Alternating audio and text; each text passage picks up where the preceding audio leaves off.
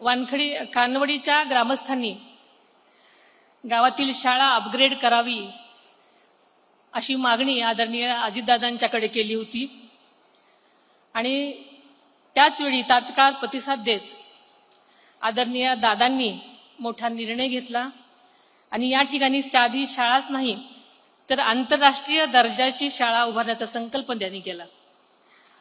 फक्त शाळा नाही तर विद्यार्थ्यांचे भविष्य घडवण्याच्या दृष्टीने म्हणजे दूरदृष्टीने दादांनी विचार केला आणि त्यासाठी पुणे जिल्हा परिषद, पुणे जिल्हा नियोजन समिती आणि CSRच्या माध्यमातून त्यांनी निधी उपलब्ध करून दिला।